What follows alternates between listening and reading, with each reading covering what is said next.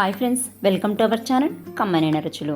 నేను ఇవాళ అస్సలు బియ్యం వాడకుండా కేవలం 15 నిమిషాల్లో నోట్లో వెన్నపూసలాగా కరిగిపోయే కట్టె పొంగల్ రెసిపీని చూపించబోతున్నాను. కొంతమంది దీన్ని పప్పొంగలి అని కూడా అంటారు.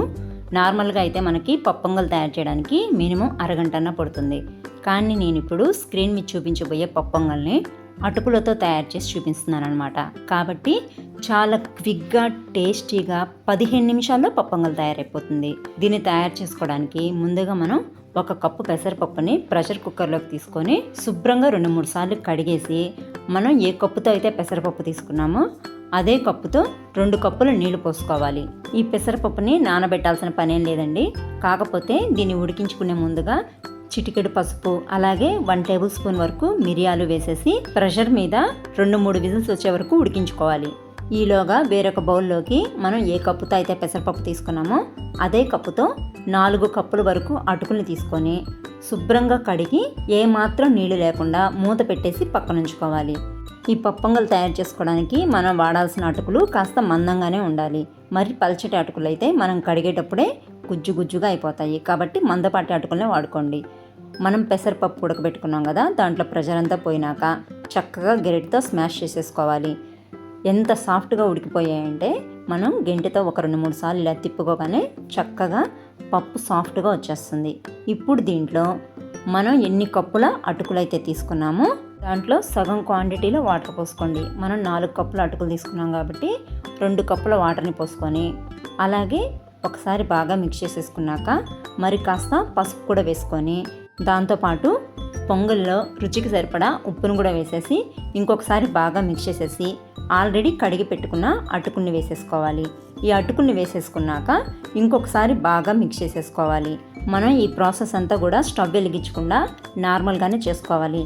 ఈ పప్పు మిశ్రమంలోకి అటుకులు పూర్తిగా మిక్స్ అయినాక ఈ మిశ్రమం అంతా కాస్త తిక్గా అవుతుంది.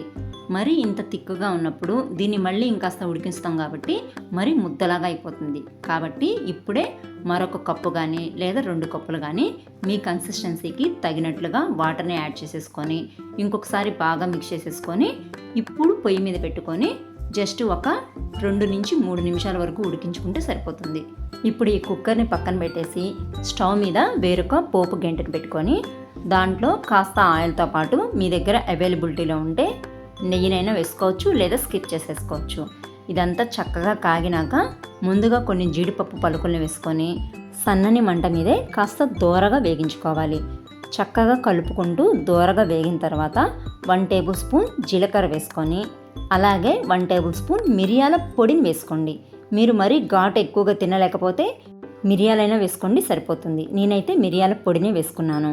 అలాగే దీంట్లో మస్ట్ అండ్ షుడ్గా ఇంగు కూడా వేసుకోవాలి. అప్పుడే పప్పొంగలి మరింత రుచిగా గుమాయింపుగా ఉంటుంది. అలాగే 1 టేబుల్ స్పూన్ అల్లం తరుగును కూడా వేసేసుకున్నాక 1 రెమ్మ కరివేపాకు, పొడవుగా కట్ చేసి పెట్టుకున్న 2 పచ్చిమిర్చి చీలికలను కూడా వేసుకొని ఈ మిశ్రమం అంతా చక్కగా ఎర్రగా వేగిన తర్వాత మనం ముందుగా ఉడికించి సిద్ధం చేసి పెట్టుకున్న పొంగలి మిశ్రమంలోకి వేసేసుకొని ఒకసారి బాగా మిక్స్ చేసేసుకున్నామంటే ఎంతో టేస్టీగా మంచి ఎమ్మీగా ఉండే అటుకుల పప్పొంగలి తయారైపోతుంది. టేస్ట్ అయితే సూపర్గా ఉంటుంది. దీన్ని మీరు నార్మల్ పప్పొంగల్లాగే చట్నీతో కానీ పులుసుతో కానీ ఇట్లా దేంతో అయినా తినచ్చు.